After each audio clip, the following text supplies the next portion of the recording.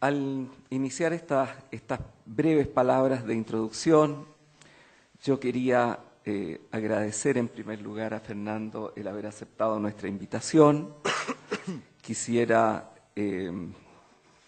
señalar que tal como señaló nuestro rector en la conferencia inaugural, la Cátedra de Globalización y Democracia tiene por objeto tratar de comprender de manera amplia, plural y en toda su complejidad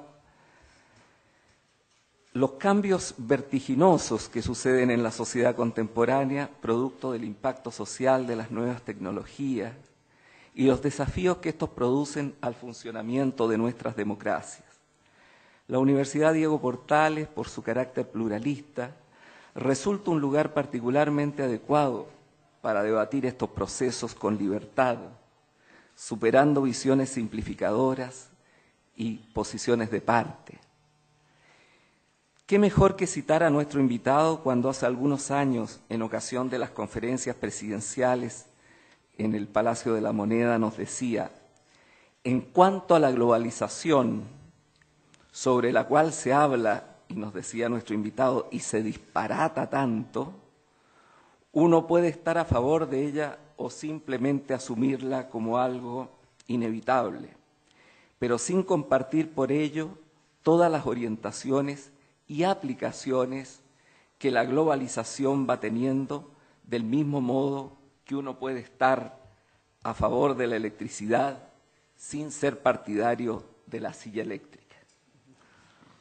Fernando Savater suele decir que se ha dedicado a la filosofía y tiene una obra extensa, importante y afortunadamente muy conocida, que cubre el ensayo filosófico, literario y político, narraciones y obras de teatro, no dejando jamás de subrayar con orgullo su rol de profesor, su rol de maestro. Fernando, es un honor tenerte con nosotros.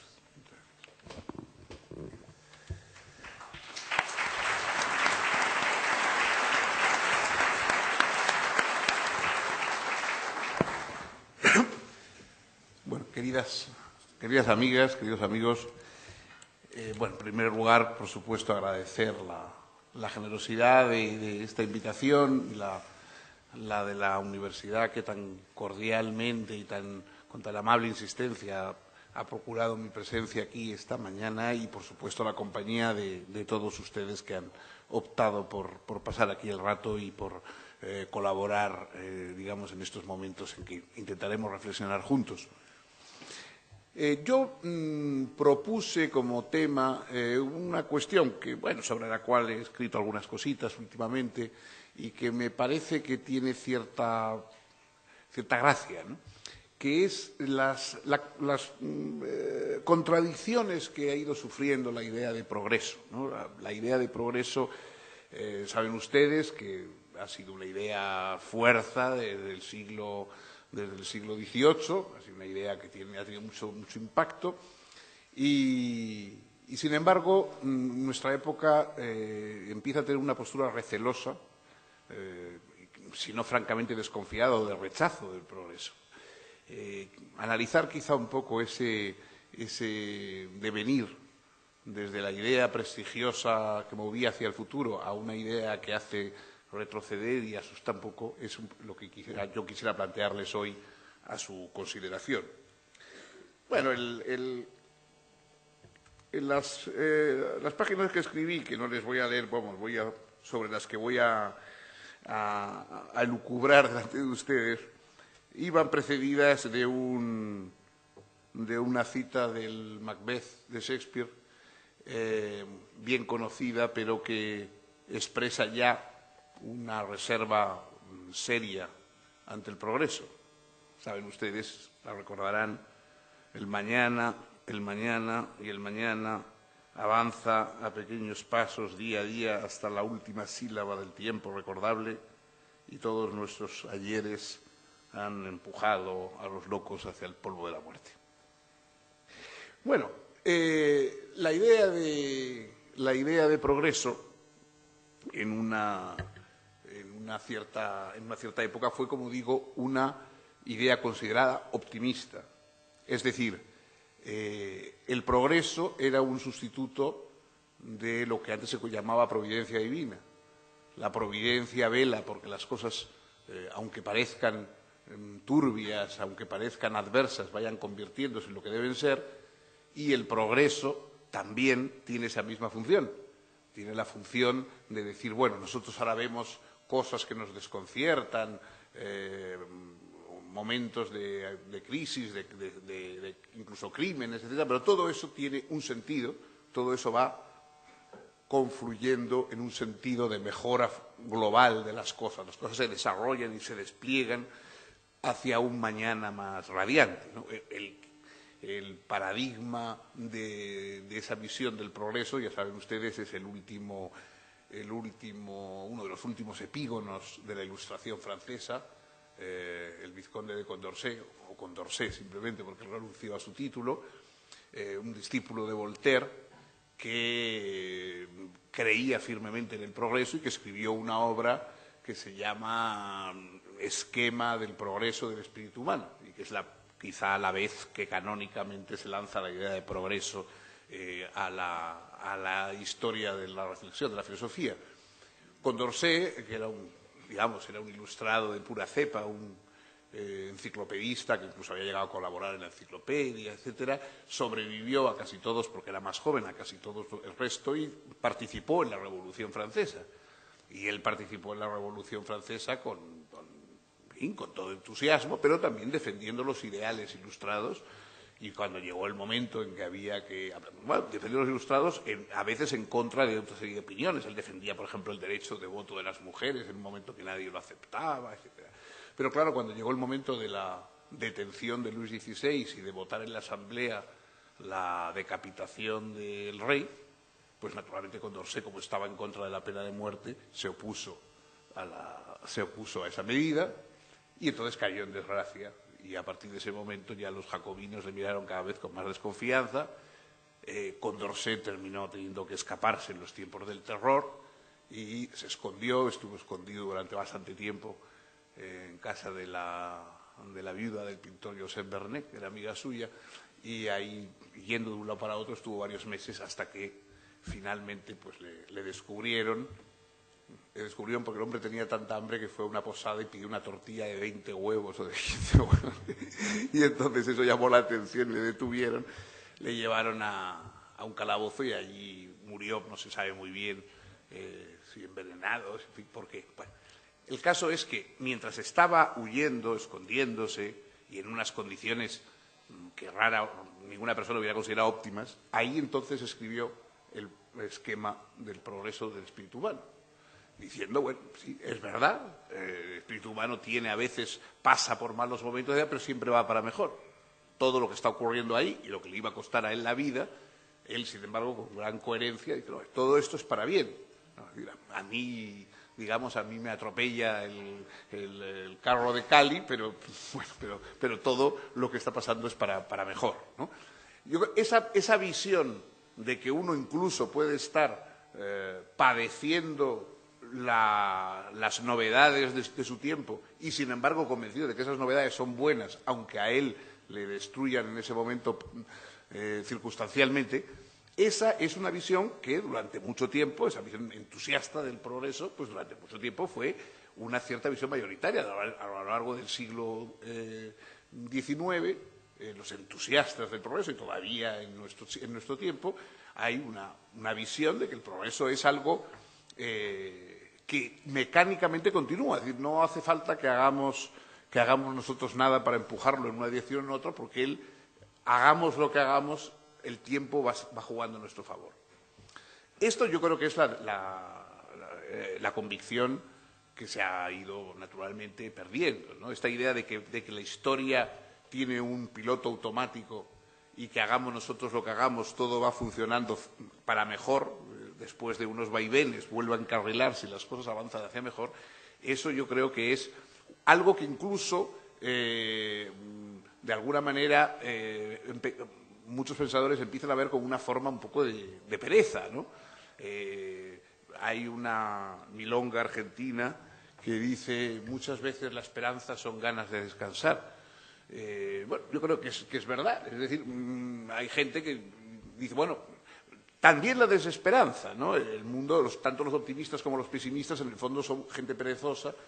El optimista dice, bueno, no hagamos nada, ¿para qué? Todo va a ir para bien. Parece que no, ahora hay un problema, se resolverá, después nos reiremos de todas las crisis y de las pestes porcinas y de todo lo demás, y todo irá para mejor, se descubrirán mejores vacunas, tal. Bueno, entonces, este es el optimismo, por lo tanto, digamos, no hace falta arrimar el hombro porque las cosas van bien solas.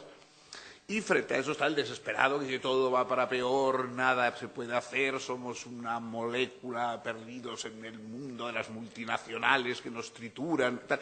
Y también la conclusión es que no hay nada que hacer. Es decir, que una vez concluida su diatriba o su exaltación, tanto el optimista como el pesimista se van a cenar juntos sin ningún problema. Porque, es decir, como no hay nada que hacer, pues nosotros dediquémonos a nuestros asuntos. Bueno. Pero, en fin, es verdad que hay entonces implícito en el progresismo, en esa idea de progreso mecanizada,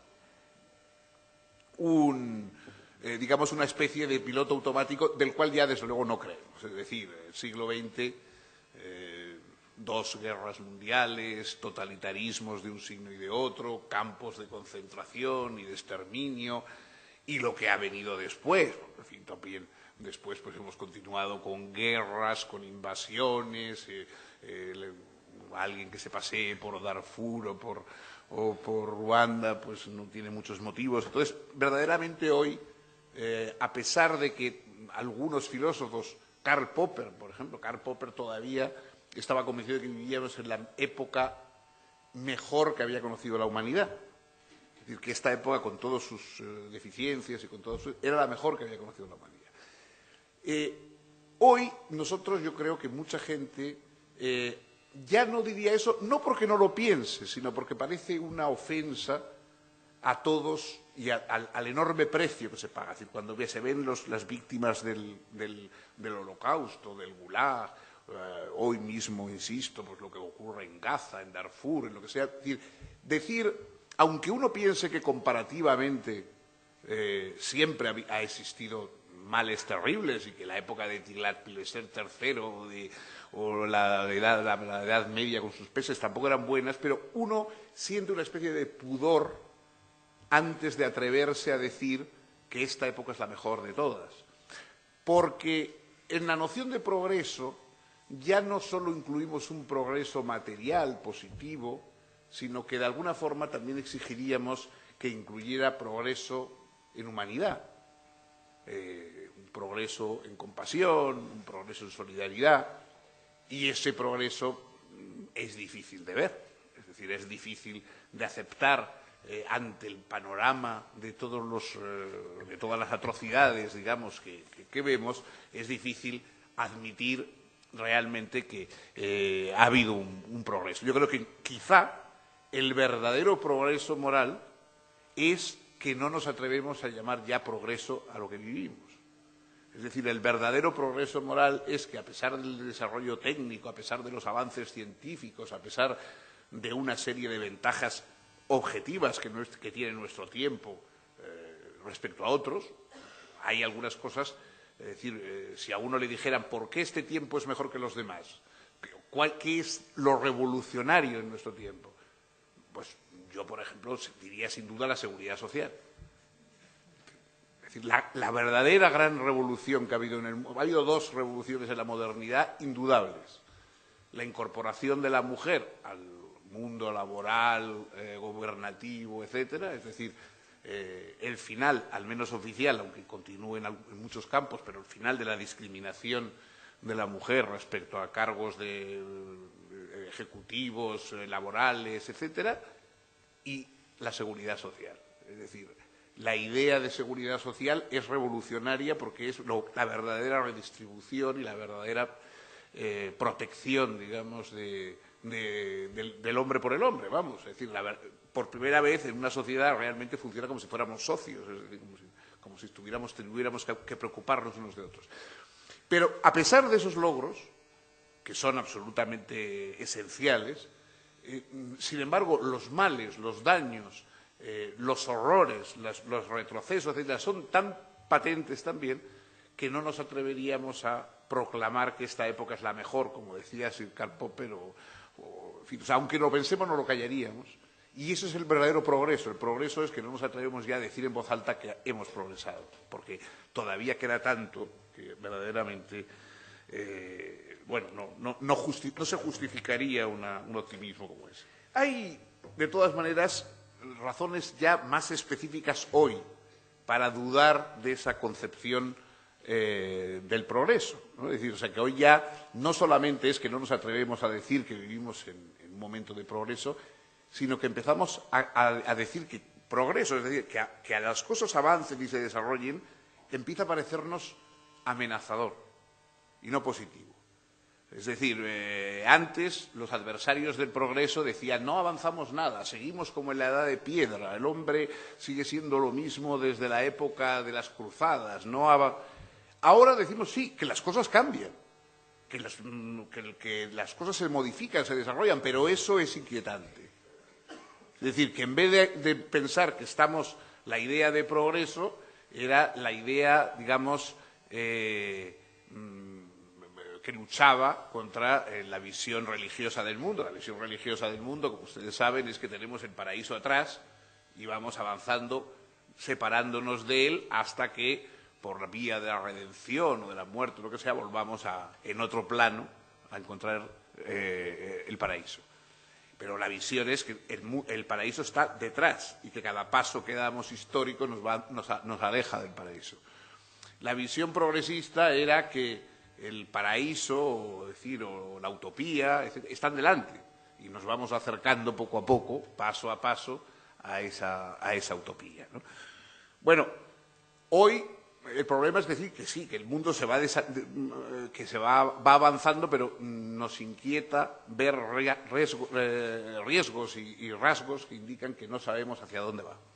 Por ejemplo, un pensador inglés, John Gray, ha señalado como uno de los elementos de inquietud, de retroceso del mundo del derecho, de las garantías, etcétera, al cual nos habíamos movido durante mucho tiempo, la vuelta, el regreso de la tortura como algo admisible en sociedades desarrolladas.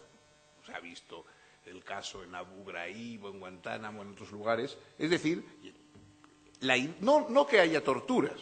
Desgraciadamente torturas nunca ha dejado de haber y por mucho que abominemos de la tortura siempre ha estado ahí. Y, bueno, conocen ustedes todos los casos igual que yo divinamente. Pero la novedad es que de pronto haya juristas respetados que acepten la tortura.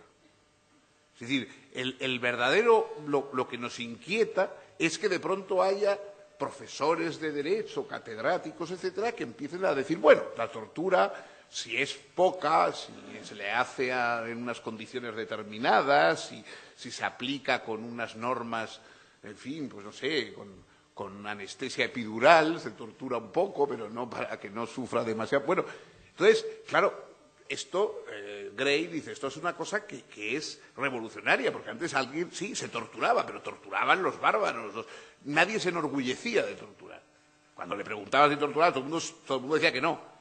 ¿No? El torturador no se, por lo menos no sentaba cátedra y daba explicaciones de cómo había que torturar. Era una cosa que se hacía en un sótano, a oscuras, sin decirlo a nadie. Pero que de pronto haya gente que diga, no, mire, si es por una buena causa, pues la tortura, pues, en fin, hay que... Eso, dice Gray, es un retroceso moral incompatible con la idea de progreso. Nos preocupa, digamos, ver semejante cosa.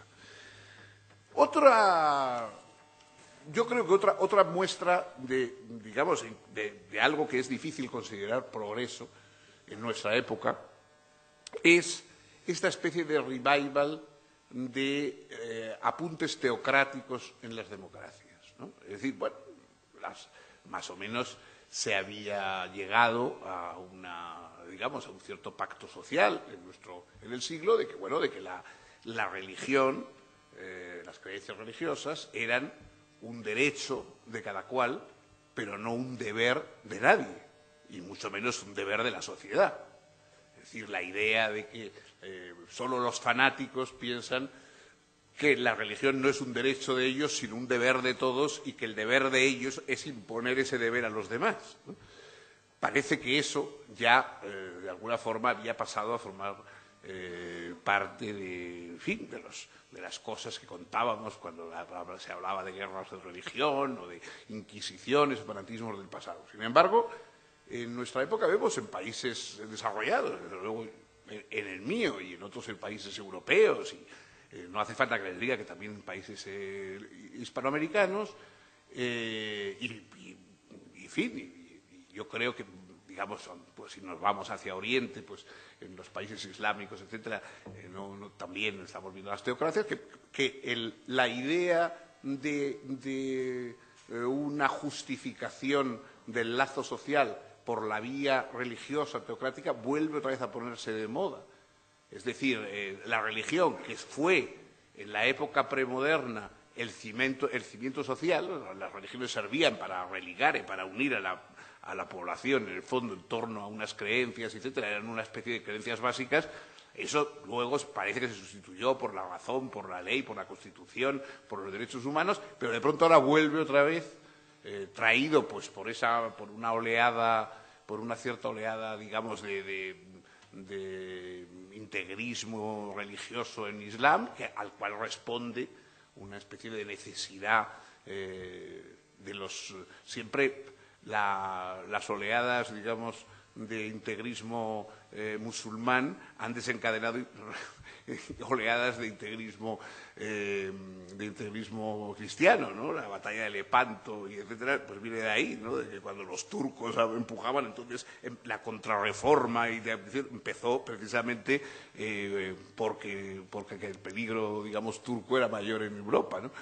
O sea que, entonces, digamos, en la vuelta de las religiones, es decir, el hecho de que, por ejemplo, en algunas sociedades que conocemos todos bastante bien, la Iglesia se crea con derecho a señalar no ya lo que son pecados, que sí, eso es competencia suya para quien para quien sea feligrés, sino lo que deben ser delitos, y que entonces quiera establecer lo que son delitos a partir de lo que ella considera pecados.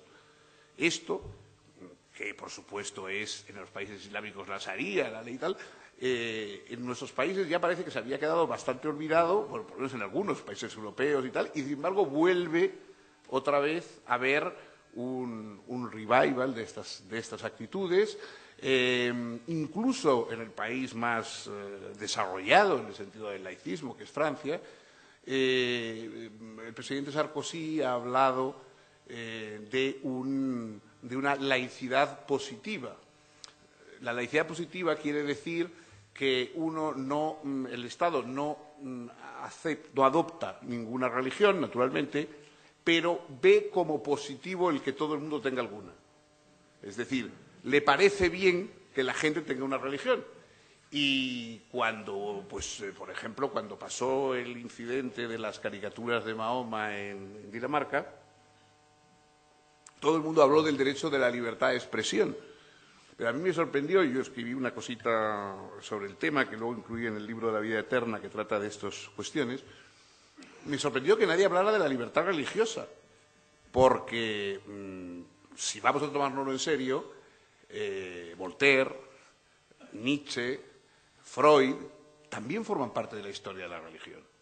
Es decir, son actitudes también en el campo religioso, aquel que dice no solamente que no es religioso de una u otra creencia, sino que le parece que esas creencias pues son falsas cuando hablan de hechos, que no, si son una interpretación poética del mundo, pues no hay nada que objetar, pero si pretenden ser interpretaciones de hecho de las cosas, pues son falsas y que, por supuesto, deben estar excluidas no deben tener un peso específico en la cuestión legislativa, en la cuestión del gobierno de la sociedad, porque las leyes son precisamente para que cada cual dentro de la ley pueda tener sus propias creencias, pero no para que la ley se configure como una especie de refrendo de una creencia o de otra. Sin embargo, esto, insisto, la idea de una laicidad positiva, es decir, la idea de que es mejor tener alguna religión y que, por ejemplo, los críticos, recientemente ha habido una reunión sobre el tema de de las religiones, de la Unión, vamos, de la ONU, sobre el tema religioso, en algún país de África que en este momento no recuerdo, pero y el relator de las Naciones Unidas ha sacado un texto sorprendente, incluso viniendo de Naciones Unidas, de las que tantas cosas nos sorprenden, que dice que es contra la difamación de las religiones. Por lo que se ve, difamar una religión es decir, pues que hay determinadas cosas, digamos que a uno, si son, insisto, visiones alegóricas o poéticas del mundo, pues bueno, pero claro, si a una persona pues, tiene que creerlas literalmente y esas verdades van a sustituir a las de la ciencia, pues entonces no, entonces son falsas. Entonces, eso, por lo que se ve, algunos lo consideran como una difamación, o si se dice, por ejemplo, que la discriminación por géneros en algunas religiones pues es negativa, o cosas por el estilo. Entonces, esto es una cosa importante, porque además toca un punto que tiene mucho que ver con el futuro y, por tanto, con el progreso, como es la educación. ¿No?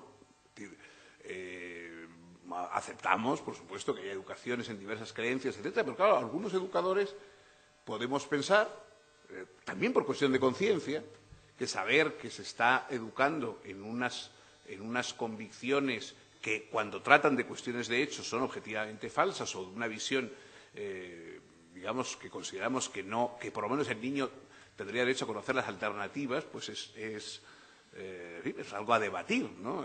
Richard Dawkins, en su libro The God Delusion, él plantea el caso de que dice, bueno, el otro día vi en el periódico una fotografía, probablemente en algún país de Oriente Próximo, en el cual se veían 3 niños jugando. Y el pie de la fotografía decía, un niño judío, un niño cristiano y un niño musulmán juegan alegremente, en fin, sin saber las querellas que hay en el mundo, otras cosas. Y entonces, claro, dice, bueno, esto no llama la atención. O sea, pensemos que una fotografía semejante pusiera un niño marxista, un niño liberal y un niño estructuralista juegan alegremente y no sé qué. Bueno, todos consideraríamos que era un disparate, porque eso. Bueno, entonces, ¿por qué consideramos que es un disparate que un niño sea marxista y no que sea cristiano?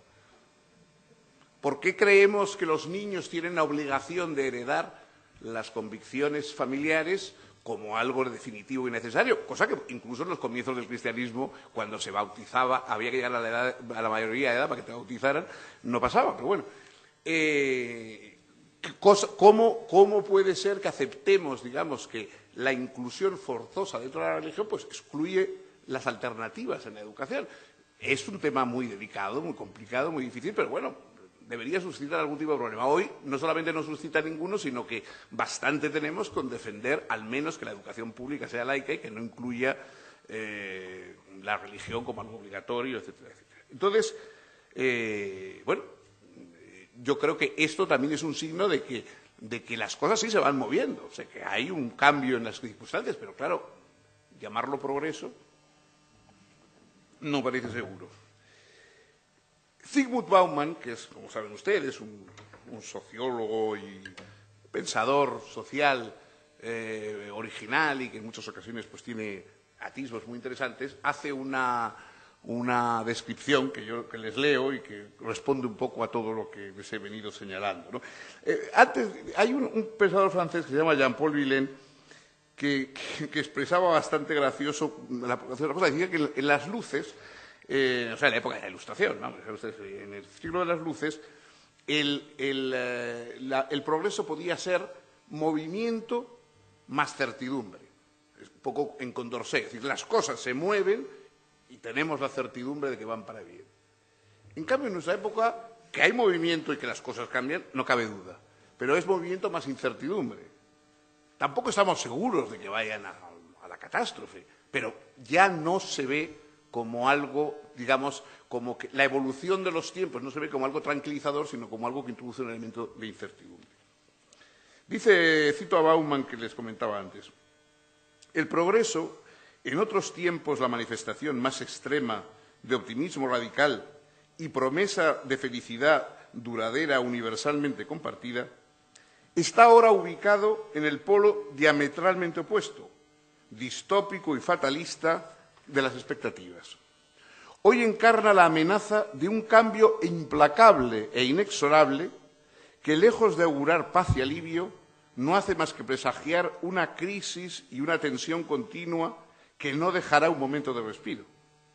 El progreso se ha transformado en una especie de interminable e ininterrumpido juego de las sillas musicales en el que en un solo instante de desatención acarrea una derrota irreversible y una exclusión irrevocable. En lugar de grandes expectativas y de dulces sueños, el progreso evoca noches de insomnio repletas de pesadillas en las que nos acosa la sensación de quedarnos rezagados, de perder el tren o de caernos por la ventanilla de un vehículo en marcha que no deja de acelerar.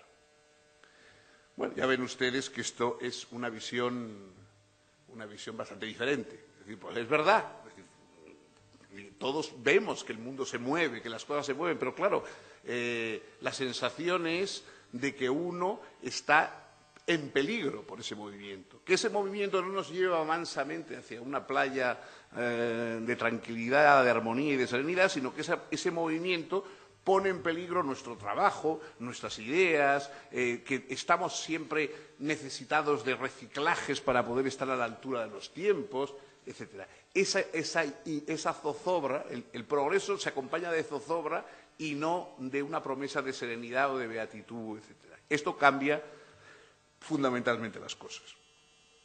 Hay de todas maneras, algunas visiones que no son tan, o por lo menos que tratan de explicar las cosas de otro modo. Yo, un filósofo que a mí me interesa mucho, un filósofo alemán que se llama Odo Marquardt.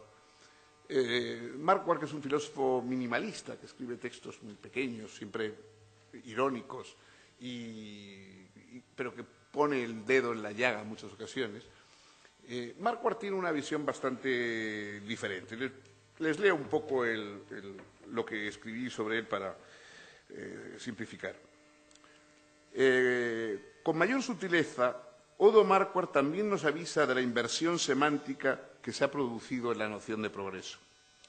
Este giro no proviene de que los males no hayan disminuido al ritmo que el optimismo preveía, sino que al disminuir han aumentado de tamaño, lo cual nadie esperaba.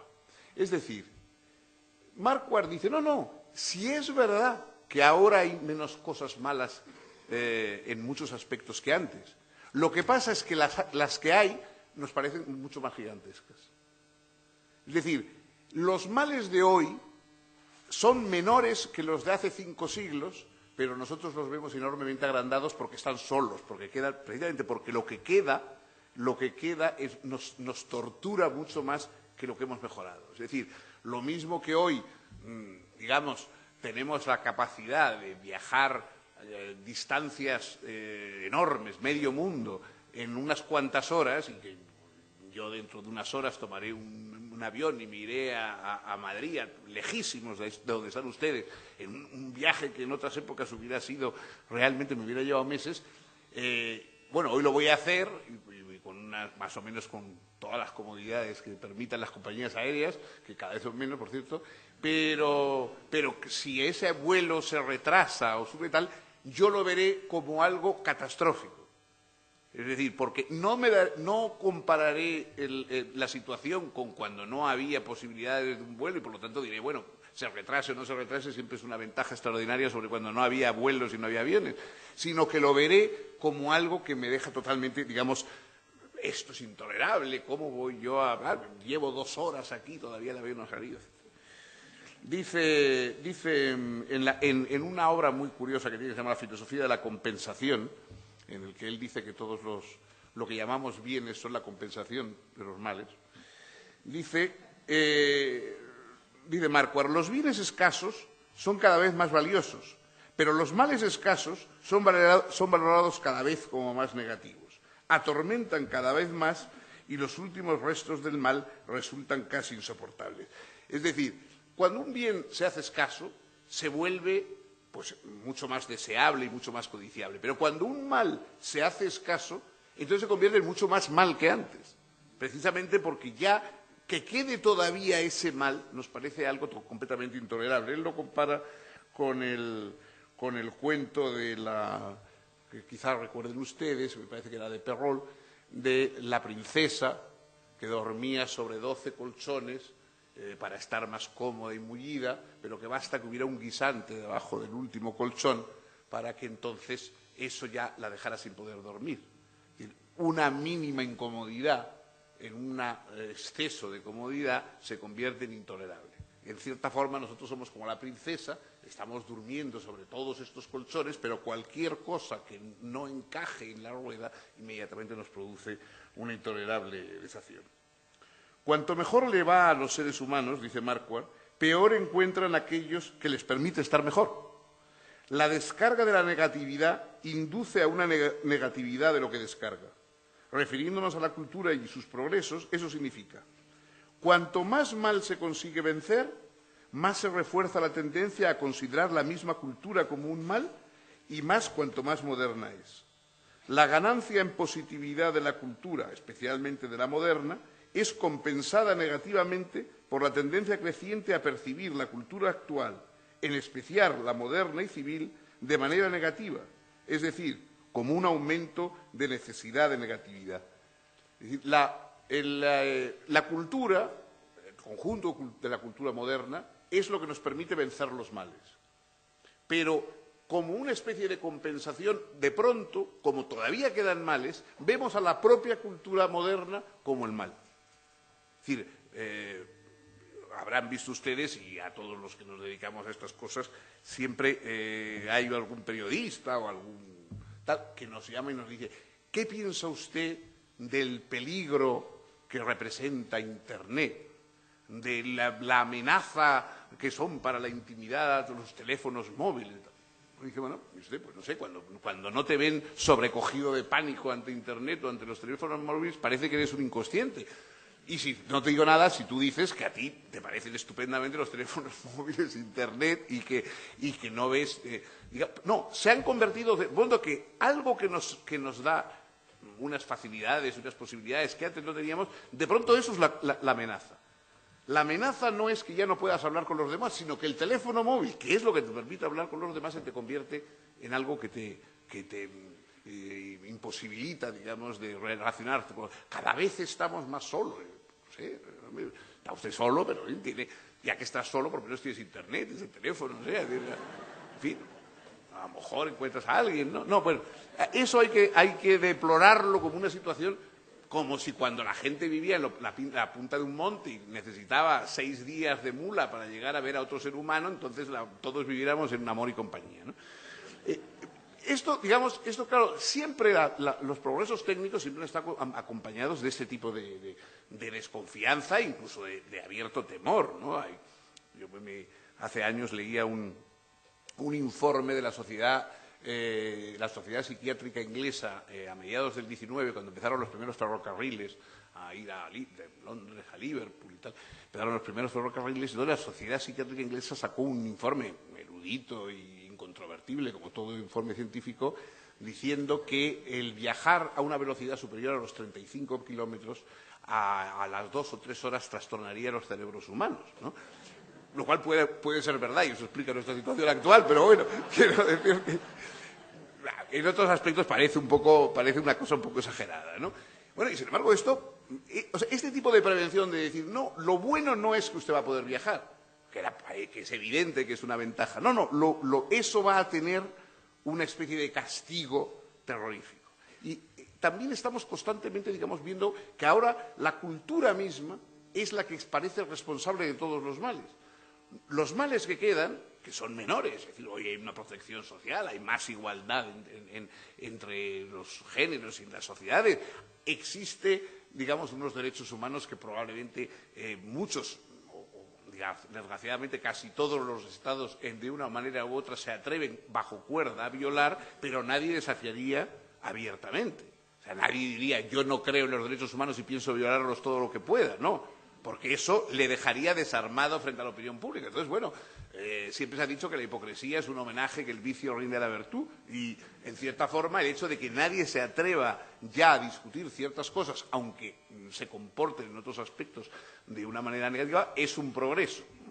A esto se le llama progreso, a que nadie se atreva a violar unos derechos abiertamente, sino que tenga que buscar subterfugios y justificaciones más o menos tal. Bueno, pues sin embargo, esto es visto como una situación intolerable y nuestra cultura es vista como que ahora estamos peor que nunca.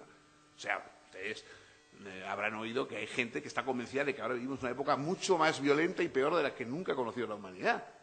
Es decir, bueno, a comienzos del siglo XX todavía, y no digamos a finales del XIX, en casi todos los países europeos la causa más común de muerte en los varones entre los 25 y los 35 años era la muerte por mano airada, como se decía entonces, es decir, la violencia, la guerra, el duelo, no sé, era la muerte más común que había. Hoy, realmente, cuando alguien muere por mano airada suele salir en el periódico, normalmente. Entonces, sin embargo, lo seguimos viendo como que nuestra época es de una violencia y de una brutalidad totalmente inaudita, ¿no? Cuando a uno pues va a un sitio a presentar un libro, pues siempre también te preguntan, ¿no? Pero ¿cree usted que todavía se puede pensar, etcétera, en esta época nuestra? O sea, que usted cree, ¿qué quiere usted decir? Que en la época de Amenofis IV se pensaba fácilmente, y en la nuestra tenemos ya una situación en que nos imposibilita el pensamiento racional. Bueno, son tonterías, si quieren ustedes, y tonterías probablemente con un vago relente clerical, pero que están ahí, ¿no? Es decir, que están ahí y que de alguna forma se han convertido incluso en un discurso a veces progresista. Si tú dices otra cosa parece que estás ofendiendo a...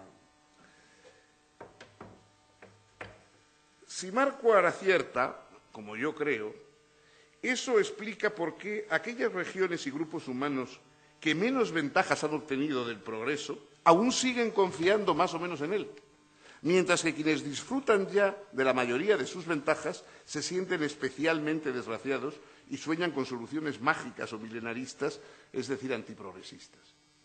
Es decir, curiosamente, la mayoría de la gente que todavía cree en el progreso es en aquellos lugares en que no les ha llegado más que muy medianamente y todavía no han logrado tener sus beneficios. Mientras que los lugares más desarrollados que tienen ya sus beneficios son precisamente los que rechazan abiertamente el progreso y los que no lo soportan. El progreso ya no es una esperanza, sino un hábito. Se ha desgastado por el uso. Perdida su primera ilusión, nos ha dejado solo sensibilidad ante sus incomodidades, insuficiencias e injusticias. Sobre todo nos ha inoculado un virus que ayer fue motor y hoy es intolerable agobio, la impaciencia. Quienes confiaban en la providencia suponían que antes o después llegaría el reino de Dios y que los plazos del Señor no se miden según el tiempo humano. Pero hoy lo exigimos todo de inmediato y completo, bien empaquetado y sin pagar impuestos, paradis now. No esperamos nada de la benevolencia divina, pero lo tememos todo de las ambiciones y concupiscencias de los demás humanos. Descartado el progreso de esta manera, que es gradual y exige esfuerzo y paciencia lúcida, solo ya queda o el milenarismo utopista de las religiones desbocadas que proponen liquidar la modernidad, empleando a veces un lenguaje moderno revolucionario, o el nihilismo desesperado que recomienda consumirlo todo y acabar consumiendo a los mismos insatisfechos consumidores. Aunque algunos, pese a estos vientos adversos, no quisiéramos renunciar del todo a un cierto progresismo de raíz ilustrada que celebra lo conseguido sin autosatisfacción inmovilista y continúa creyendo que merece la pena esforzarse por lograr mejoras y corregir errores. La vida humana es breve, insuficiente para alcanzar la perfección y el paraíso inmaculado. Nacemos rodeados de males y moriremos rodeados también de males, eso seguro. Lo único que podemos intentar es que los primeros no sean idénticos a los últimos. Muchas gracias.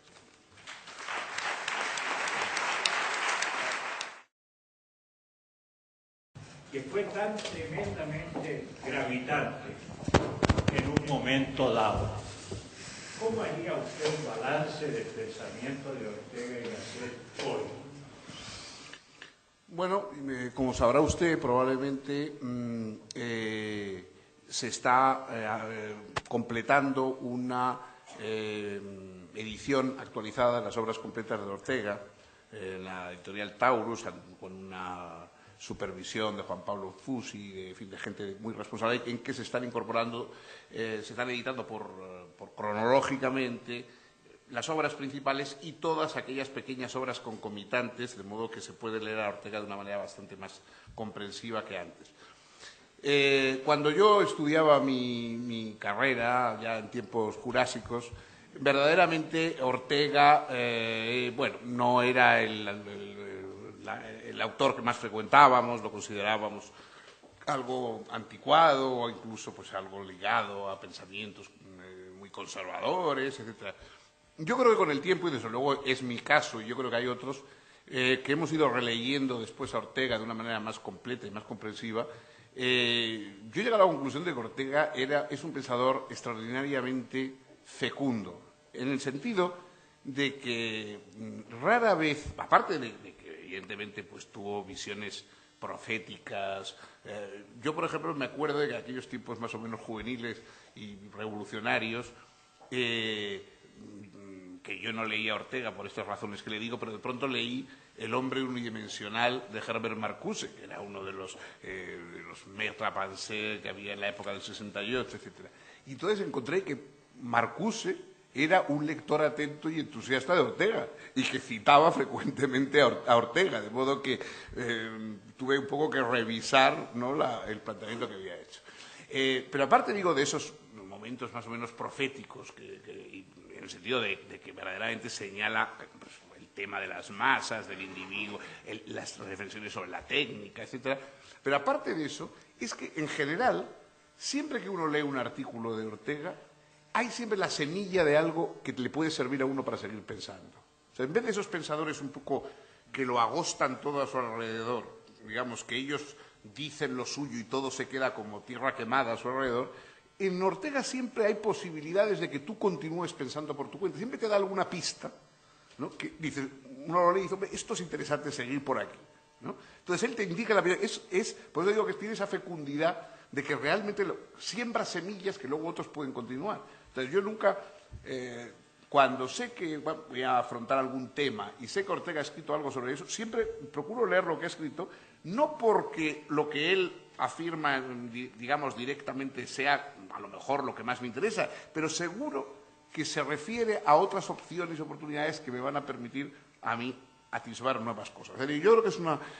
aparte de su, digamos, de ese estilo que tiene, que a veces los escritores demasiado preocupados por el estilo en su día, envejecen peor que otros, ¿no? Porque hoy Ortega, que es un gran escritor, pero es tan consciente de que es un gran escritor en cada página que a veces empalaga un poco al lector moderno que busca mayor sencillez. Bueno, tú lees a don Miguel de Unamuno, que escribía un poco de una manera mucho más espontánea y sin tanto pensamiento, y hoy resulta más moderno Unamuno, no en sus ideas, pero sí en su forma de expresión, que Ortega, que es mucho más moderno en su pensamiento, pero cuya forma de expresión a veces resulta un poquito embarada, ¿no? Pero fuera de eso, y él tiene, digamos, además, pues, golpes de humor, etcétera, e introduce, ¿no? Es una filosofía que acepta e introduce el humor, es una filosofía cordial, digamos, ¿no? Yo creo que realmente leerle es útil y que verdaderamente ahora que se están poniendo estas obras completas y en volúmenes muy manejables y bien con buenos índices, etcétera, merece la pena releer aspectos incluso los menos conocidos de Ortega, ¿no? Muchas gracias.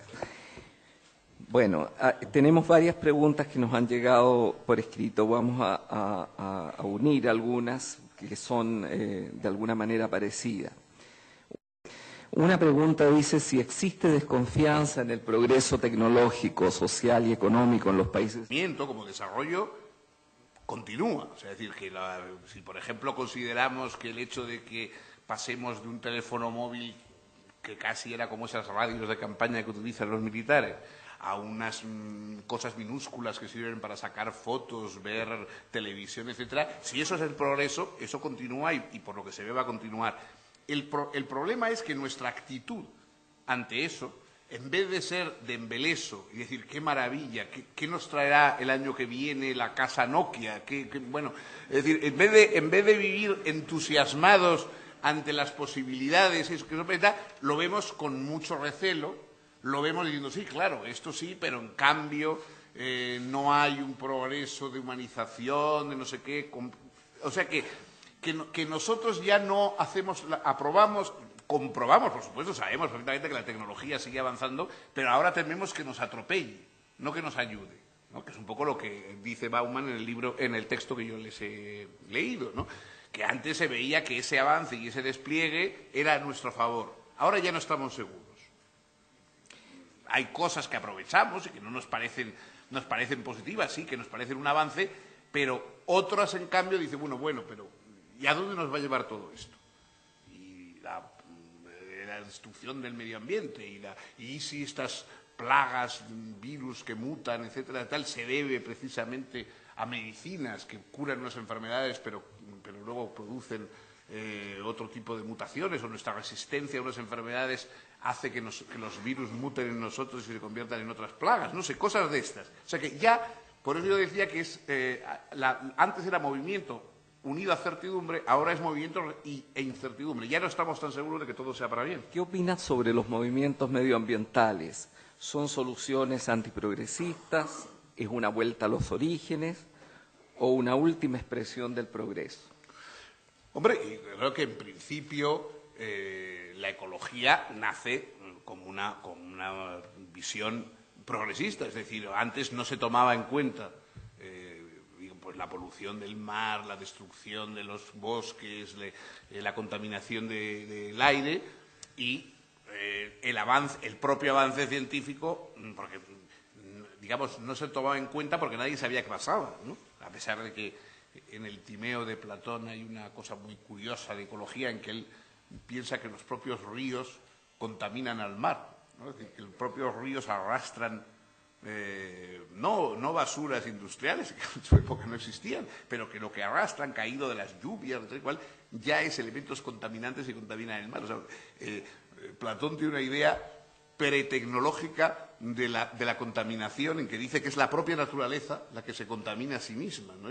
Bueno, pero en fin, eso son especulaciones. La visión científica, ecológica, nace de la ciencia, es decir, nace cuando de pronto pues podemos analizar el agua y decir, pues, aquí hay detritus que han venido de no se sabe dónde y esto hay que tener cuidado, y el agujero de ozono, etcétera, etcétera. O sea que, en principio, la ecología surge de unas posibilidades que brinda la reflexión científica sobre el mundo. Lo que pasa es que luego hay el peligro de que la ecología se convierta en ecolatría, que es distinto. Es decir, que lo que nace como ciencia se convierta en una especie de adoración. Entonces hay gente que te dice, pues, no hagamos daño a la naturaleza. A la naturaleza no le pasa nada. O sea, en todo caso nos haremos daño a nosotros. O sea, mañana podemos volar el planeta con unas explosiones nucleares y a la naturaleza no le pasa absolutamente nada porque la bomba atómica es tan natural como todo lo demás. Es decir, la naturaleza, si algo destruimos, lo destruiremos utilizando procesos naturales contra otros procesos naturales. Los perjudicados seremos nosotros, que no sabremos dónde vivir y que no podremos vivir en ningún sitio. Entonces, la naturaleza va a seguir impertérrita cuando el último de nosotros haya pasado mejor vida o a peor, pues entonces, en cualquier caso, la naturaleza va a seguir impertérrita, va a seguir funcionando y no le va a preocupar probablemente nada en nuestra despedida.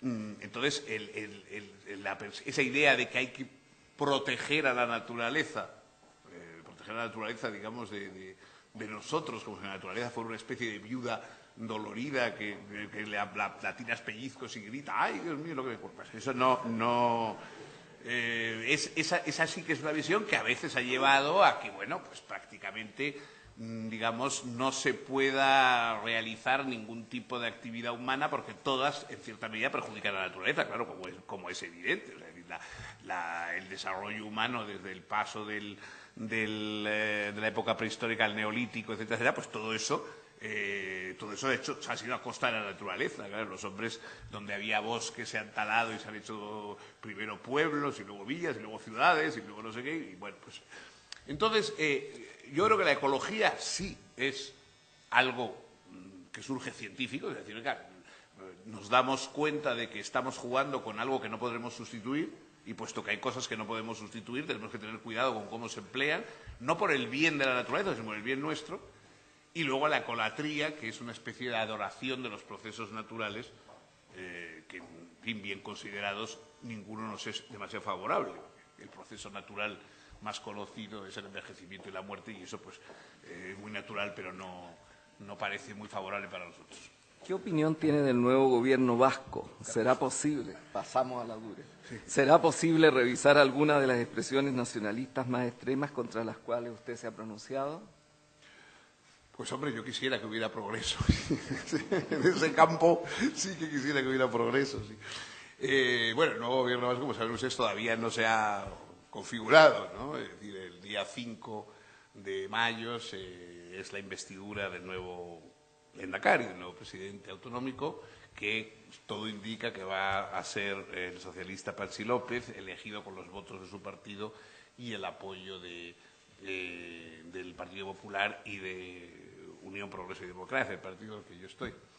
Y entonces yo creo que, bueno, él saldrá investido y luego ya veremos qué gobierno nombra, etcétera, etcétera, ¿no?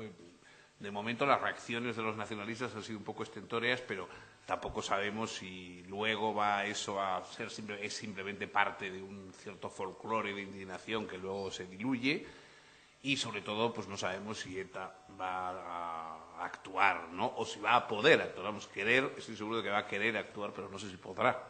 De todas maneras, yo creo que es un gran paso. Por primera vez, digamos, se va a dar una oportunidad a la España constitucional en el País Vasco, ¿no? Porque hasta ahora lo que ha habido son gobiernos que aceptaban estratégicamente la Constitución, pero siempre con un guiño diciendo que ellos eran, en fin, que no se lo creían y que era algo que ellos en el fondo solo iban a aprovechar en la parte que les interesara, pero no como una adhesión de principio, porque ellos se consideraban de otra nación, digamos. Entonces, bueno, por primera vez ahora va a haber un gobierno que se considere unido más, digamos, de forma más consciente y más racional a la Constitución y a los principios del Estado de Derecho. Pues yo creo que eso es en sí mismo es muy positivo y puede a lo largo ser educativo, digamos, para la gente. Yo por lo menos así lo espero, lo deseo, pero no me atrevo a... En fin, creo que puede haber un progreso, pero no sé muy bien a dónde llevará. También sigo la incertidumbre. ¿Cómo se articulan la prosaica seguridad social como logro civilizatorio con la insuperable necesidad de utopías? Otra dice, usted ha centrado el progreso como técnico. Para mí el progreso se mide como avance del bien social. Asimismo, la violencia se debe al sistema económico capitalista, que es en sí violento. ¿Cuál es su posición? Y la otra, ya esta es más dura, dice, usted nos habla de un concepto de progreso. ¿Cómo usted puede conciliar esto con gente que vive con los pies en el barrio, en una realidad, una sociedad brutalmente machista, como miles en Chile? En fin, veo un fuerte edorta sin H. Para que huela más. Sí, edorta sin H, eurocentrista y una visión de... Bueno, este último es que no ha oído la charla, porque precisamente lo que yo decía era eso, ¿no? Es decir, eso revela hasta qué punto a veces hay una especie de bloqueo mental o auditivo, o olfativo, en este caso con el dedo, que lleva a que cuando yo lo que he dicho es eso, que hoy, dadas las circunstancias sociales en tal y cual lugar y los atrasos, etcétera, nadie se atrevería a pesar de los progresos técnicos, a hablar de progreso con el sentido que se había hablado antes. Entonces este señor me reprocha que yo diga exactamente lo contrario de lo que he dicho, porque lo que acabo de decir es lo que él decía como un descubrimiento olorífero. En cuanto a los otros, bueno, es verdad que, claro, la seguridad social y esas cosas no tienen el prestigio, digamos, nadie, por ejemplo, se enorgullece o se entusiasma con su seguridad social, con su educación pública, etcétera, y en cambio la gente se enorgullece de cosas, la nación, principios abstractos, etcétera, eso les entusiasma y la gente salta de las trincheras, nadie salta de una trinchera dando gritos a la seguridad social, pero entonces la gente en cambio sale de gritos a la nación, a los héroes patrios, etcétera, etcétera, ¿no? Y ahí efectivamente está la utopía, ¿no? Yo siempre prefiero los ideales a la utopía. A mí la utopía me parece el sueño de unos pocos que se convierte en pesadilla de todos los demás. En cambio, los ideales se aceptan no como una descripción, digamos, de lo que ocurre, sino como algo a lo que se tiende. El ideal de libertad, por ejemplo, o el ideal de justicia, sabemos que no hay ninguna situación en que vamos a decir, ya está, ya se ha cumplido la libertad y la justicia, ya hemos llegado. Sino que es como el horizonte, algo que según te vas acercando se va alejando. Cuanto más libertad tengamos, más desearemos porque veremos más las carencias de la libertad o el precio excesivo, etcétera, que pagamos por la libertad que tenemos. Cuanto más justicia exista, veremos que hay todavía más campos en que no se ejerce o en que se ejerce de una manera inadecuada. O sea, los ideales siempre funcionan, en cambio la utopía es crear una situación, como la propia utopía de Tomás Moro, ¿no? La descripción que da Moro de la isla de Utopía es una isla sometida a unas leyes que un mítico rey Útopos había dado allí y que llevaban 800 años sin que nadie las tocara. Es decir, lo característico de la utopía es que se ha llegado a una situación de congelación de los ideales en los cuales ya nadie los puede tocar porque están todos realizados. Nosotros, en cambio, creemos en que los ideales todavía continúan. Entonces, por ejemplo, la seguridad social, etcétera, forma parte de esos ideales en marcha. Ideal de solidaridad, que es una palabra que puede quedar como una palabra vacía, cuando existe una seguridad social se llena de contenido. La idea de garantías o de defensa de los individuos, que es una expresión vacía, cuando hay unos derechos humanos que rigen una legislación positiva, se convierten o se llenan de contenido. Es decir, las prosaicas, como bien dice usted, las cosas prosaicas, esas son de alguna forma las que llenan de contenido a esas otras palabras. Valéry tenía una expresión muy graciosa hablando de libertad. Dice, hay palabras que cantan más que hablan, ¿no? Entonces, la palabra libertad es verdad que es de las que cantan más que hablan. Entonces, para que no canten tanto, las palabras y las instituciones prosaicas llenan de contenido esas palabras que cantan. Y yo creo que eso es positivo. El nuevo consumidor español, donde dice que el consumidor frente a la desconfianza se forma, busca, realiza blog, ciberactivismo, para no sentirse engañado. ¿Esta actitud la podríamos llamar progreso del consumo? No, yo creo que, bueno, es decir, yo creo que el progreso sería que el consumo no fuera simplemente una compensación de otras carencias. También me parece que una pregunta había antes diciendo que, claro, el progreso no es solo tecnológico, claro, es que es el asunto. Para Condorcet, los progresos tecnológicos, etcétera, eran progresos sociales. O sea, él no siempre, Condorcet no creía que el mundo progresaba a tener más instrumentos, también, más desarrollo científico, también, pero más solidaridad, mejor sociedad, etcétera, etcétera. Entonces, si uno habla, por ejemplo, si el consumo se convierte en la última ratio de la vida y el desasosiego que el consumo produce es la única justificación de la existencia, el ser capaz de consumir más, o sea, de que los ciudadanos dejan de ser políticos, etcétera, y se convierten en consumidores o feligreses, porque hoy el problema de nuestras sociedades es que el ciudadano político, racional, etcétera, está amenazado por convertirse o en feligrés o en consumidor. Y esos son los dos campos en que le ofrecen salir del aburrimiento de la vida ciudadana con su participación pública, etcétera. Y yo creo que lo que hace falta es, digamos, que el consumo esté en su lugar, pero que no sustituya a la ciudadanía. Heráclito y Parménides, ¿no se tratan el progreso y su necesidad de certidumbre o el miedo al mismo y la necesidad de redefinirlo del mismo miedo al cambio y movimiento presente en aquella eterna discusión entre comillas? Bueno, la verdad es que Heráclito y Parménides nos pillan un poco ya lejos de la idea de progreso moderna, ¿no? O sea, es decir, Heráclito y Parménides hablan efectivamente del cambio, del movimiento de cambio, pero del cambio entendido como cambio cósmico, natural, ¿no? Es decir, Heráclito, como recuerdan ustedes muy bien, hace hincapié en la mutabilidad de los principios de lo que existen, es decir, lo que existe se caracteriza por su permanente transformación, mientras que Parménides dice que el verdadero ser ni se crea, ni se destruye, ni cambia en absoluto. Por lo tanto, mientras que cambia la apariencia, el ser permanece idéntico a sí mismo y cerrado sobre sí mismo. Bueno, esta es una discusión filosófica, metafísica, básica y que ha tenido toda la inmensa posteridad, pero no se refiere al progreso entendido como práctica social concreta. No en esa faltan muchos siglos todavía para que la idea de progreso se acuñe, ¿no? Y ni siquiera en su versión religiosa de paraíso o de milenarismo, etcétera. Todavía nada, todo eso todavía está muy lejos de los griegos. ¿Cuál es la importancia para usted del pensamiento de Cioran sobre el hombre moderno y qué actualidad ve usted en su obra?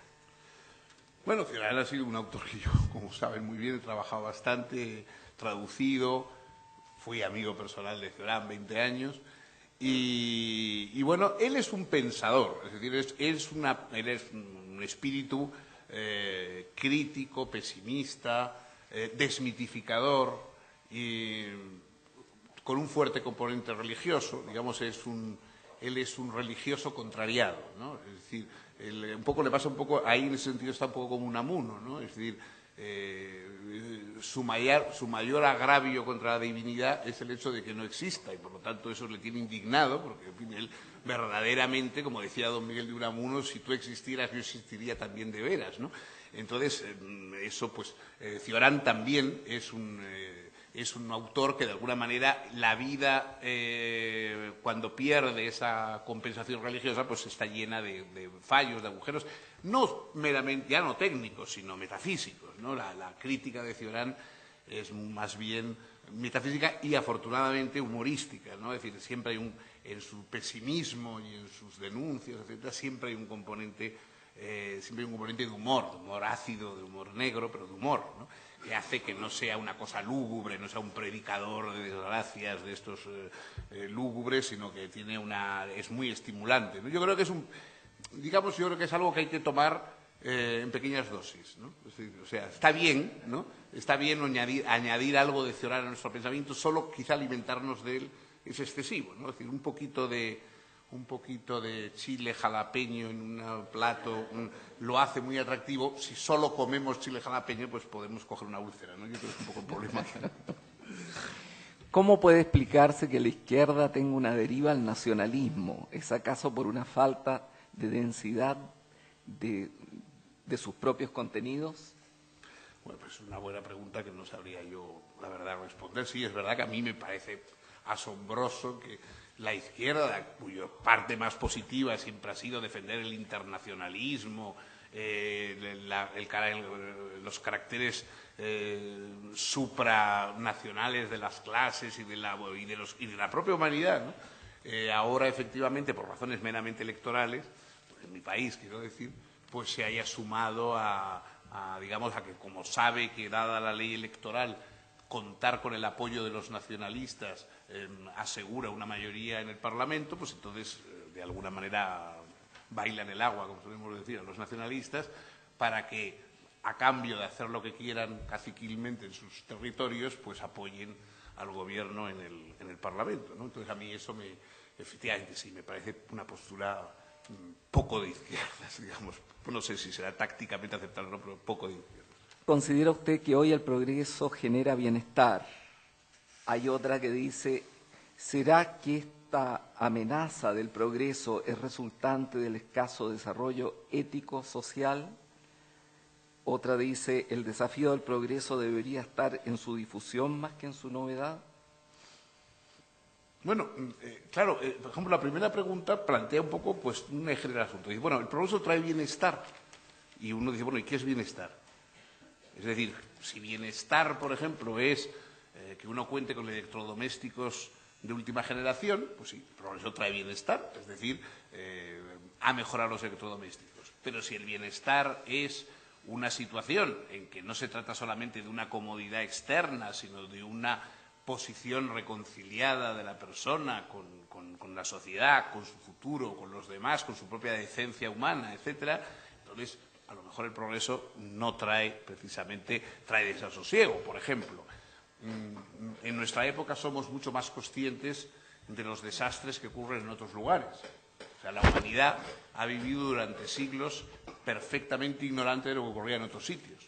Por lo tanto, se preocupaba de los pobres o de las injusticias que tenía delante, pero no de las que ocurrían en otro continente. Hoy nosotros, solamente viendo la televisión, nos enteramos online de todo lo que ocurre en continentes remotos, tragedias, maremotos, masacres y de todo lo que ustedes quieran. Y todo eso, claro, lógicamente no contribuye al bienestar, sino más bien a una situación de desasosiego, porque uno ve problemas en los cuales no puede intervenir. Y eso, de alguna manera, pues puede crear en la persona de conciencia exigente un desasosiego. ¿Qué hago yo ante eso que está ocurriendo? No puedo vivir pensando que están muriendo niños en esas circunstancias allá o acá.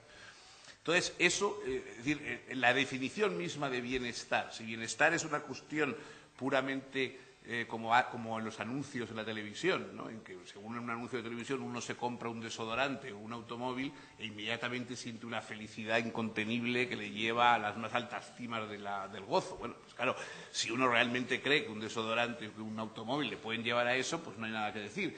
Pero si uno desconfía y piensa que el bienestar, bueno, no prescinde de comodidades, pero no se basa exclusivamente en ellas, pues claro, entonces el progreso por eso es visto con esa desconfianza con que nosotros, los autores que yo he estado diciendo, pues comprueban, ¿no? Si hoy existe este pudor por no decir que vivimos en la mejor época, porque no hemos progresado en todos los aspectos que sería necesario, ¿cuál podría ser la mejor época en este sentido? Otra, si las cosas negativas hoy se ven mucho más fatales de lo que en realidad son, es que los humanos de hoy somos menos tolerantes a la frustración, más pesimistas, nos hace falta sufrir alguna catástrofe grande para apreciar lo que tenemos. Bueno, primero lo de las épocas es verdad que a mí, digamos, no me convence mucho también cuando dice Popper, vivimos en la mejor época, porque para eso habríamos tenido que vivir en varias, ¿no? Es decir, yo me resisto a creer que yo vivo mejor que alguien del siglo XII, sencillamente porque yo no he vivido en el siglo XII. Entonces, no sé, digamos, qué compensaciones, qué contentos tenía un señor. O sea, hay cosas objetivas, como mencionaba antes, respecto a los transportes, la aviación, etcétera, que son mejores, pero bueno, yo no sé qué otras cosas había. Entonces, la idea de comparar épocas, seres que no vivimos más que en la nuestra, a mí me parece un poco ficticia, ¿no? Entonces, yo creo que eso no tiene mucho sentido. Efectivamente, los testimonios de cada época dice que todas las épocas la gente ha pensado que estaba en una época particularmente mala, es lo único que sabemos, ¿no?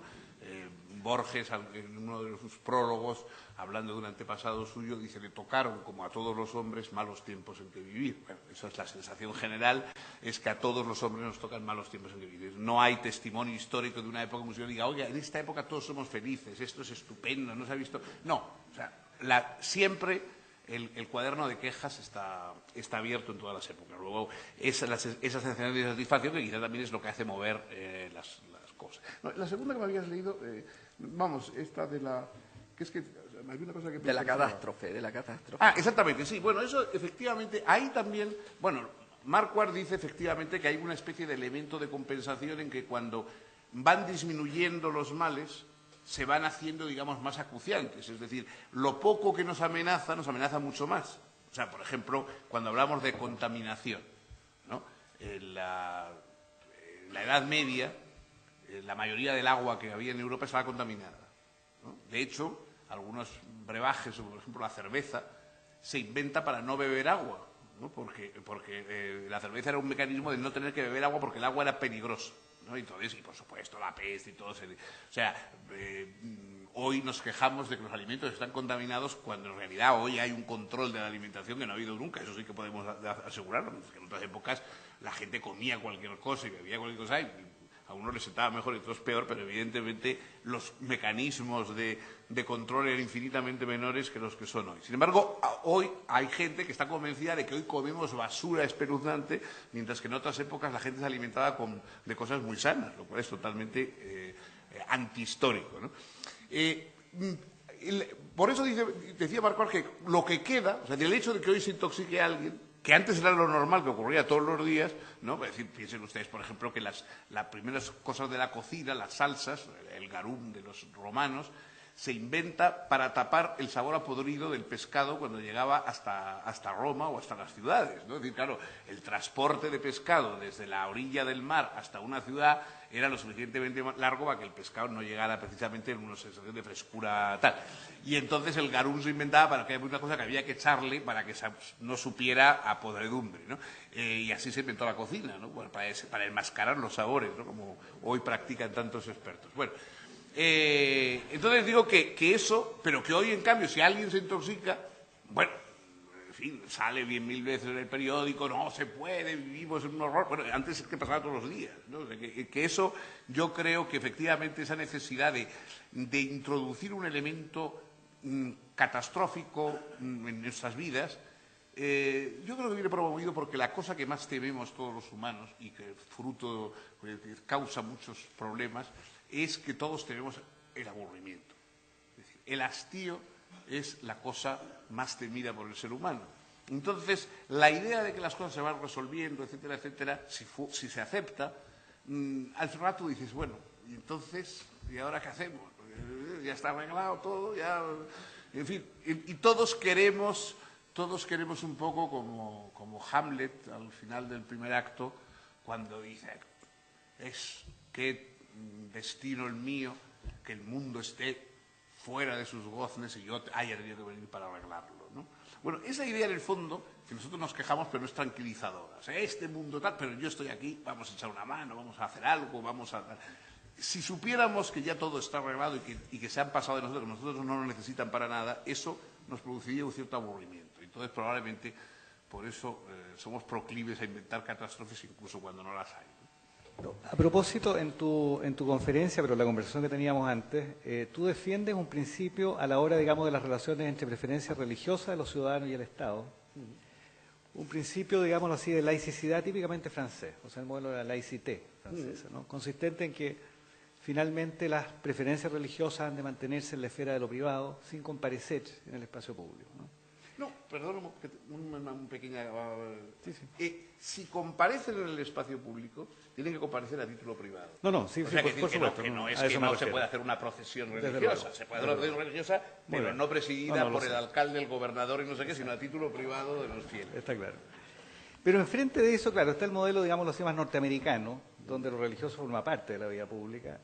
Y claro, y en el intermedio el modelo español, quizá, ¿no? Entonces mi pregunta es, ¿por qué tú defiendes el primero y qué le encuentras de malo a los otros dos modelos?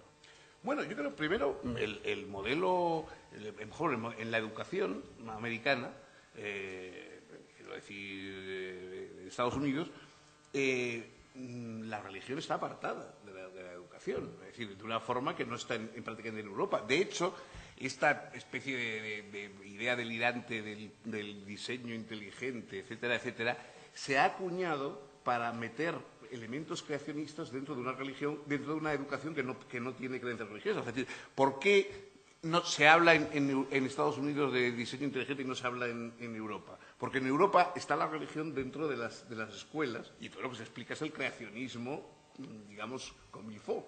Mientras que, en cambio, como en Estados Unidos en la escuela no se puede explicar el creacionismo, porque no se puede explicar creencias religiosas, se introduce disimulado, convertido en diseño inteligente. O sea que, de alguna forma, es verdad que, y yo lo comentaba ayer, un presidente, alguien puede llegar a presidente en Estados Unidos ya siendo afroamericano o probablemente, como ha estado a punto de ocurrir, mujer.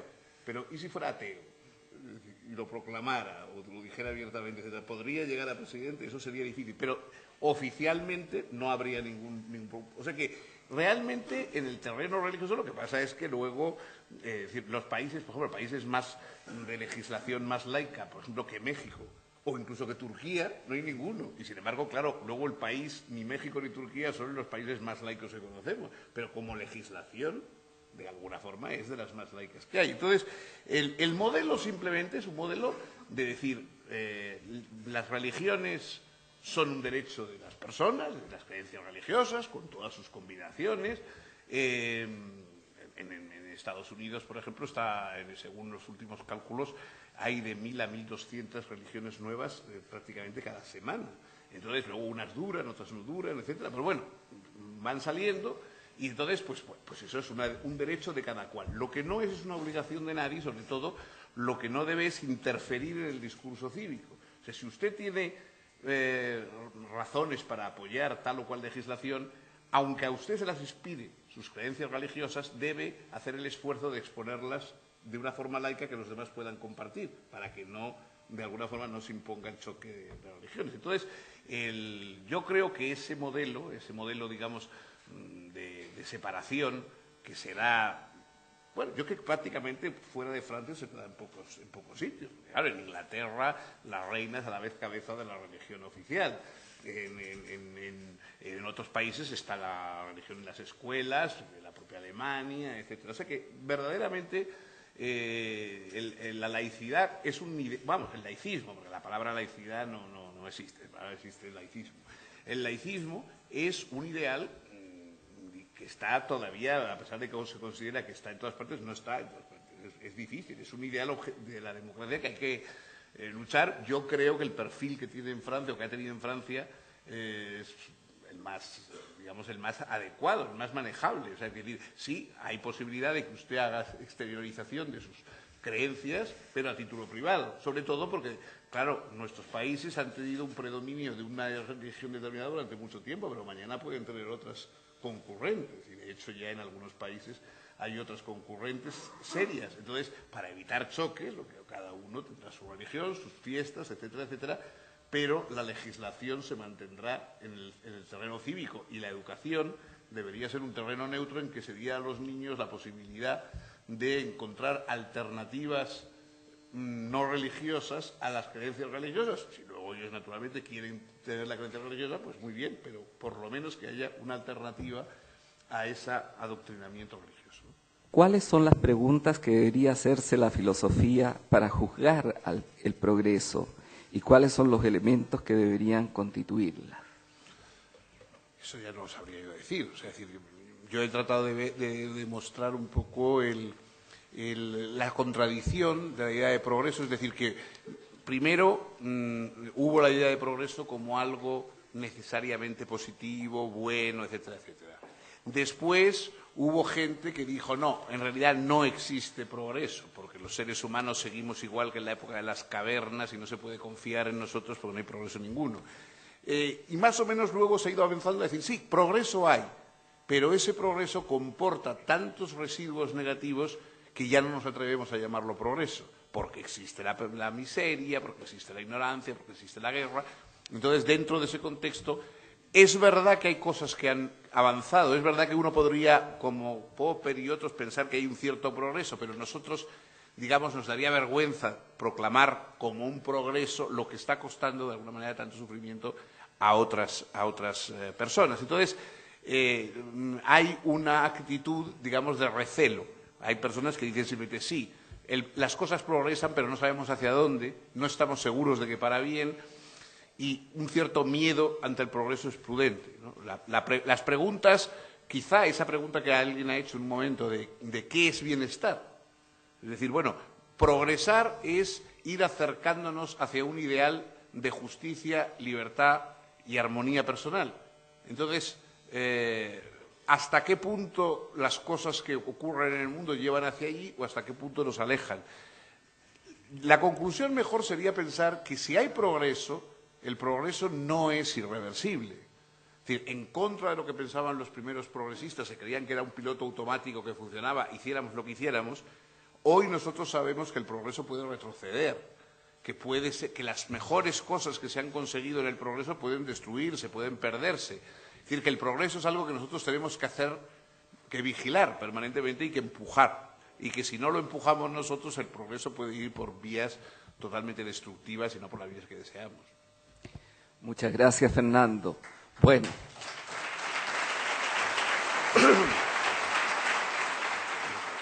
Entusiasta del progreso, pues durante mucho tiempo fue una cierta visión mayoritaria. A lo largo del siglo XIX, los entusiastas del progreso, y todavía en nuestro tiempo, hay una visión de que el progreso es algo que mecánicamente continúa. Es decir, no hace falta que hagamos nosotros nada para empujarlo en una dirección o en otra, porque hagamos lo que hagamos, el tiempo va jugando a nuestro favor. Esto yo creo que es la convicción que se ha ido naturalmente perdiendo, ¿no? Esta idea de que la historia tiene un piloto automático y que hagamos nosotros lo que hagamos, todo va funcionando para mejor, después de unos vaivenes vuelve a encarrilarse y las cosas avanzan hacia mejor, eso yo creo que es algo que incluso, de alguna manera, muchos pensadores empiezan a ver como una forma un poco de pereza, ¿no? Hay una milonga argentina que dice muchas veces la esperanza son ganas de descansar. Bueno, yo creo que es verdad. Es decir, hay gente que dice, bueno, también la desesperanza, ¿no? El mundo, tanto los optimistas como los pesimistas, en el fondo son gente perezosa.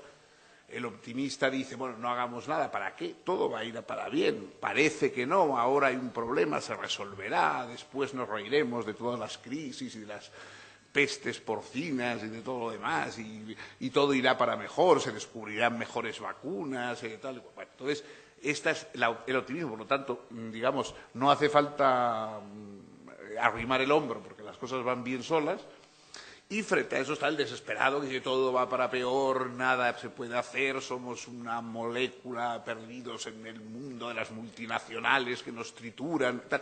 Y también la conclusión es que no hay nada que hacer. Es decir, que una vez concluida su diatriba o su exaltación, tanto el optimista como el pesimista se van a cenar juntos sin ningún problema. Porque, es decir, como no hay nada que hacer, pues nosotros dediquémonos a nuestros asuntos. Bueno, pero, en fin, es verdad que hay entonces implícito en el progresismo, en esa idea de progreso mecanizada, digamos, una especie de piloto automático del cual ya, desde luego, no creemos. Es decir, el siglo XX, dos guerras mundiales, totalitarismos de un signo y de otro, campos de concentración y de exterminio, y lo que ha venido después, en fin, también.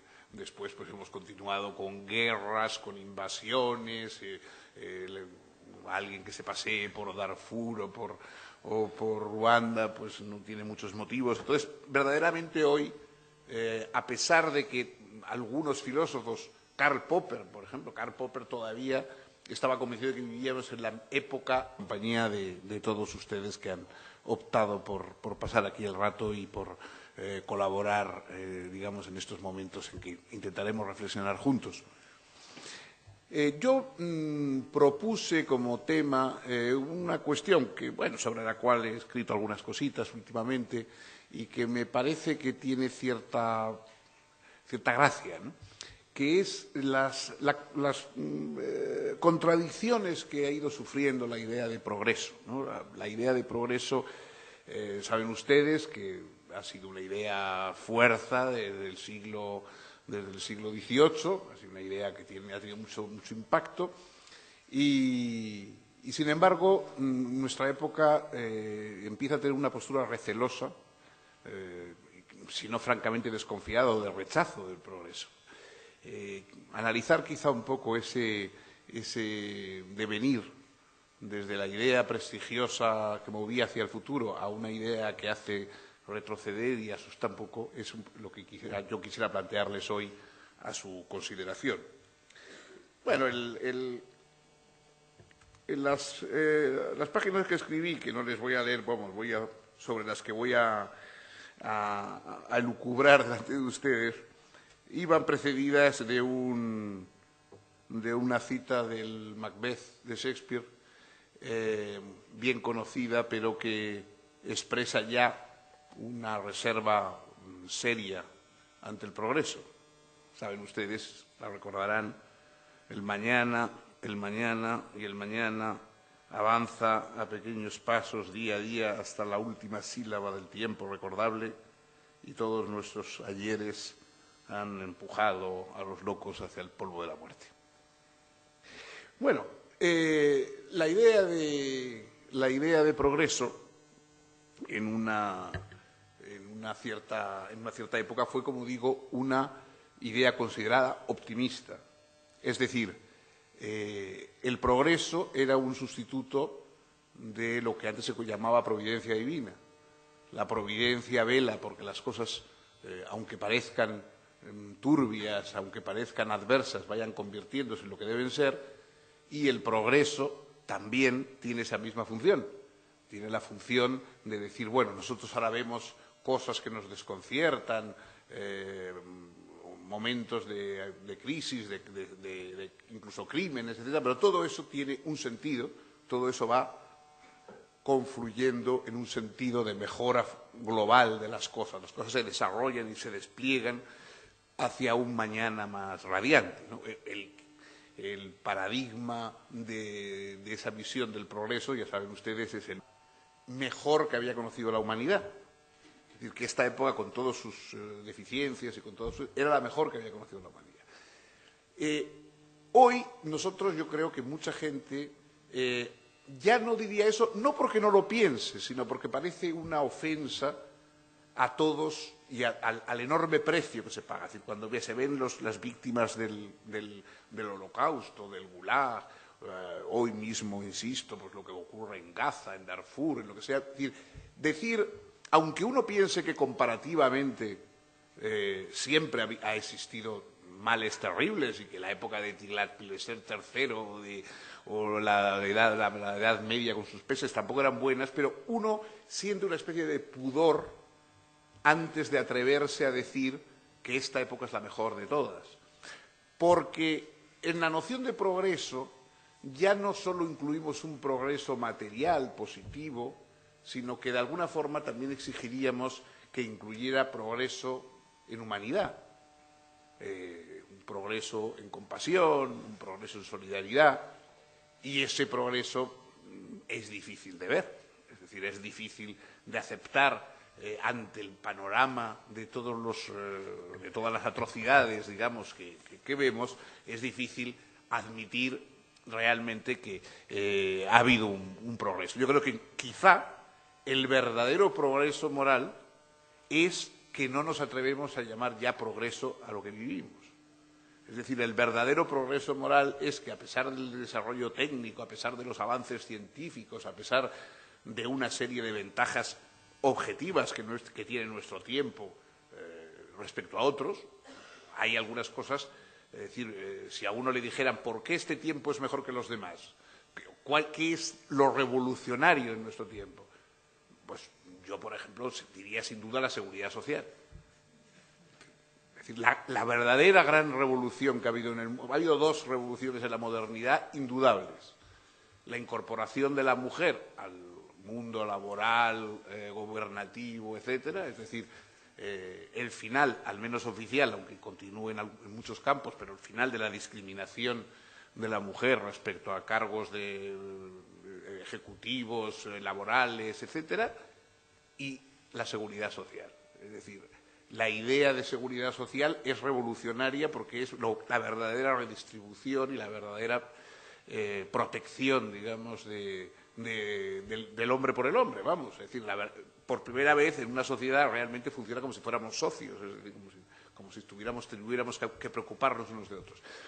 Pero a pesar de esos logros, que son absolutamente esenciales, uno de los últimos epígonos de la Ilustración francesa, el vizconde de Condorcet, o Condorcet simplemente porque renunció a su título, un discípulo de Voltaire que creía firmemente en el progreso y que escribió una obra que se llama Esquema del progreso del espíritu humano, y que es quizá a la vez que canónicamente se lanza la idea de progreso a la historia de la reflexión, de la filosofía. Condorcet, que era un ilustrado de pura cepa, un enciclopedista que incluso había llegado a colaborar en la enciclopedia, etcétera, sobrevivió a casi todos, porque era más joven, a casi todos el resto, y participó en la Revolución Francesa. Y él participó en la Revolución Francesa con todo entusiasmo, pero también defendiendo los ideales ilustrados. Y cuando llegó el momento en que había que defender los ilustrados, a veces en contra de otra serie de opiniones. Él defendía, por ejemplo, el derecho de voto de las mujeres en un momento que nadie lo aceptaba, etcétera. Pero claro, cuando llegó el momento de la detención de Luis XVI y de votar en la Asamblea la decapitación del rey, pues naturalmente Condorcet, como estaba en contra de la pena de muerte, se opuso a esa medida y entonces cayó en desgracia. Y a partir de ese momento ya los jacobinos le miraron cada vez con más desconfianza. Condorcet terminó teniendo que escaparse en los tiempos del terror y se escondió, estuvo escondido durante bastante tiempo en casa de la viuda del pintor Josep Vernet, que era amiga suya, y ahí, yendo de un lado para otro, estuvo varios meses hasta que finalmente pues, le descubrieron. Le descubrieron porque el hombre tenía tanta hambre que fue a una posada y pidió una tortilla de 20 huevos o de 15 huevos. Y entonces eso llamó la atención, le detuvieron, le llevaron a un calabozo y allí murió, no se sabe muy bien si envenenado, en fin, por qué. Bueno, el caso es que mientras estaba huyendo, escondiéndose y en unas condiciones que ninguna persona hubiera considerado óptimas, ahí entonces escribió el esquema del progreso del espíritu humano, diciendo, bueno, sí, es verdad, el espíritu humano pasa por malos momentos, pero siempre va para mejor. Todo lo que está ocurriendo ahí y lo que le iba a costar a él la vida, él, sin embargo, con gran coherencia, dice, no, todo esto es para bien. A mí, digamos, a mí me atropella el carro de Cali, pero todo lo que está pasando es para mejor, ¿no? Esa visión de que uno incluso puede estar padeciendo las novedades de su tiempo y, sin embargo, convencido de que esas novedades son buenas, aunque a él le destruyan en ese momento circunstancialmente, esa es una visión que durante mucho tiempo, esa visión entusiasta,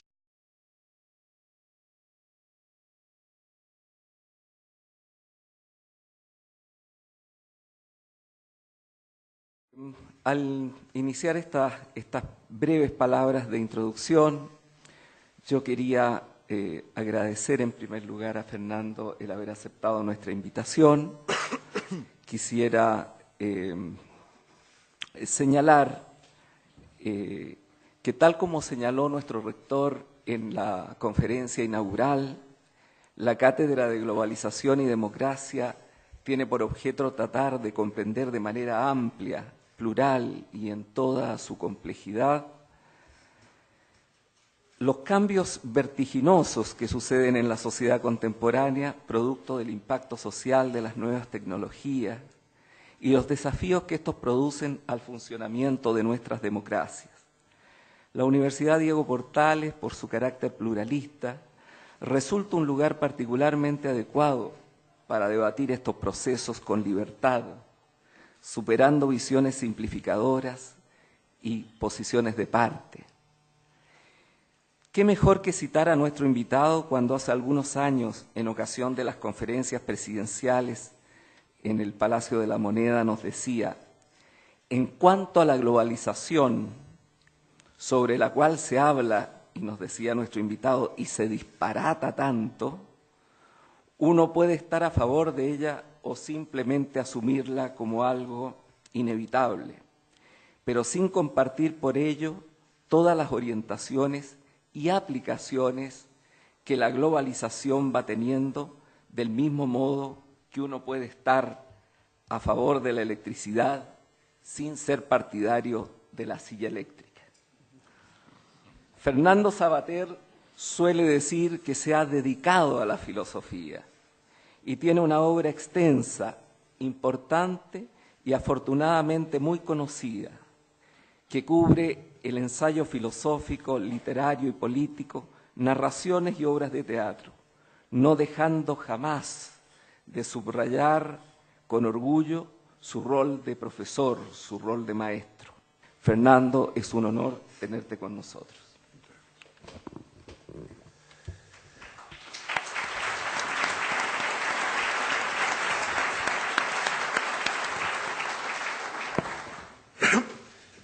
Bueno, queridas amigas, queridos amigos, bueno, en primer lugar, por supuesto, agradecer la generosidad de esta invitación y la de la universidad que tan cordialmente y con tan amable insistencia ha procurado mi presencia aquí esta mañana y, por supuesto, la